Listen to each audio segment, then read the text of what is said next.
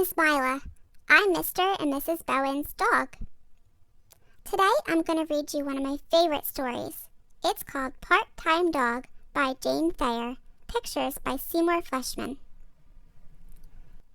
A little brown dog with a wagging tail wandered so far away from home that he didn't know where home was. One day he appeared on Maple Street as the children went trooping to school.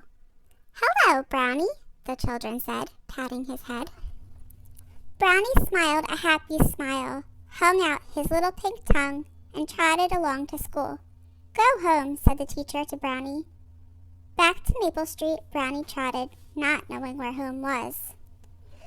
When he saw Mrs. Atkins out sweeping her walk, he hurried to help her. "Go home," said Mrs. Atkins kindly.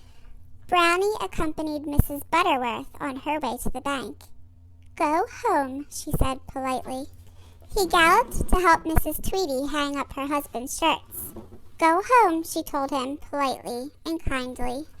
Brownie liked Maple Street, where folks were friendly. The children came home and he was happy. He chased the ball and played hide and seek until his pink tongue lolled out. But then he watched them all go in to dinner and shut the door. Brownie had no place to go. He sniffed for a bone in a garbage can. He found a spot to sleep under somebody's porch, but he was cold and still hungry, and quite lonely too. The next day, folks were friendly again, so Brownie stayed around Maple Street because he had no place to go. Everyone on Maple Street soon knew Brownie.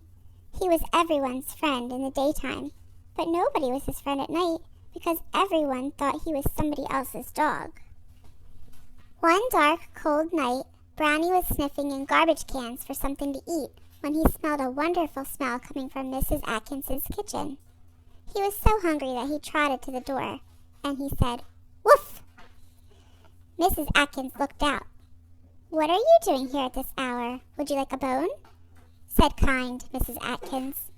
She gave him a juicy beef bone that she had meant to make into soup. Brownie gobbled every bit. The bone was so delicious. He wasn't hungry now, but he was cold. Mrs. Atkins had been kind, so he felt brave. He trotted trustingly next door, and he said, "Woof!" "What are you doing here?" said Mrs. Butterworth. "Why don't you go home?" "Woof!" said Brownie. "It's snowing," said kind Mrs. Butterworth.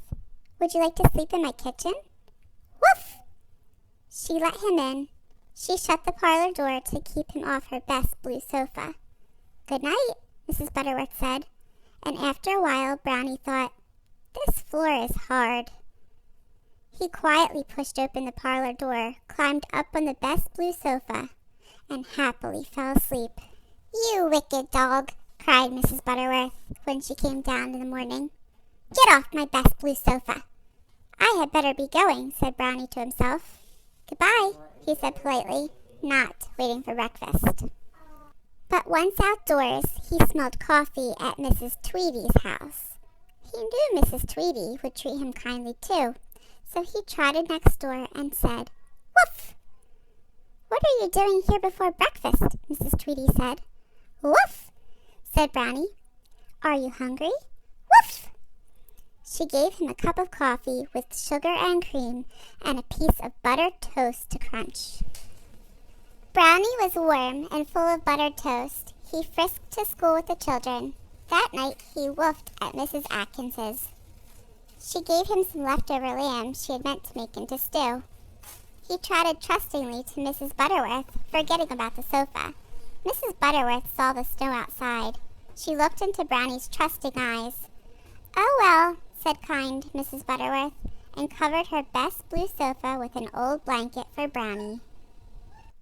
He breakfasted with Mrs. Tweedy every morning now. Finally, one day, Mrs. Atkins protested, "You may have what's left of this pot roast, though I meant to make hash. But dogs are very expensive to feed. I don't want a dog. Let's go next door and see if Mrs. Butterworth knows whose dog you are." Brownie was pleased to go and see if Mrs. Butterworth knew. He didn't know himself. By now, he rather thought he was Maple Street's dog. "He sleeps on a blanket on my best blue sofa," Mrs. Butterworth admitted, "but I don't know whose dog he is." And I don't want a dog leaving dog hairs on things. Let's go next door and see if Mrs. Tweety knows.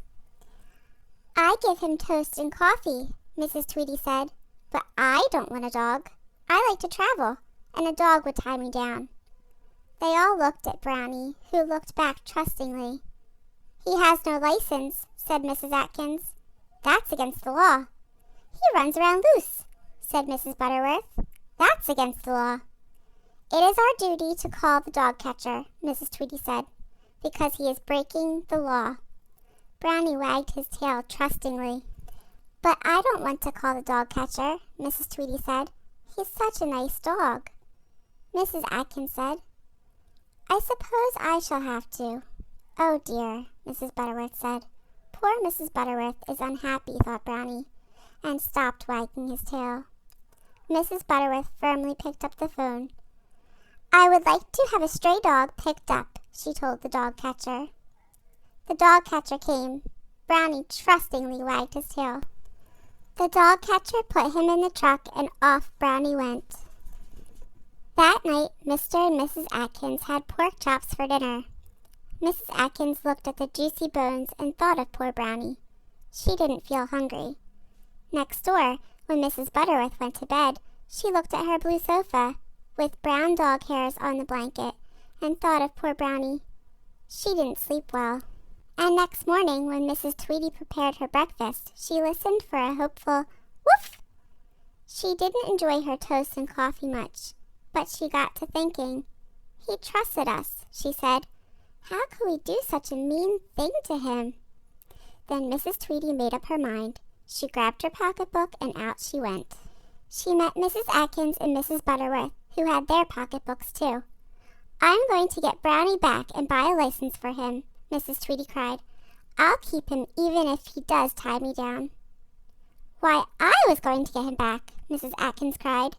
Even if he is expensive to feed. He trusted us. I was going to get him back, Mrs. Butterworth cried. Even if he does leave dog hairs on the furniture. You can't be mean to people who trust you. Everyone wanted Brownie. He can't belong to all of us, Mrs. Atkins pointed out. Why not? Exclaimed Mrs. Tweety. Let's put a fence around our 3 backyards so he can play there. I'll feed him breakfast. I love to see him lap up coffee with sugar and cream and crunch buttered toast in the morning. He can sleep on my old sofa. I don't mind dog hairs, Mrs. Butterworth offered. I always have bones to spare, Mrs. Atkins assured them. He can live with all of us and be our part-time dog. Let's all go and get him, Mrs. Tweety cried. They climbed into Mrs. Butterworth's car and rushed to the dog catcher's, where Brownie trustingly waited. Then Brownie sat in the back seat, happy as a lark, to be a part-time dog, as they all drove off to buy a license. Guys, Mrs. Bowen here. I hope you enjoyed the story as much as Mile and I did. Thanks for watching.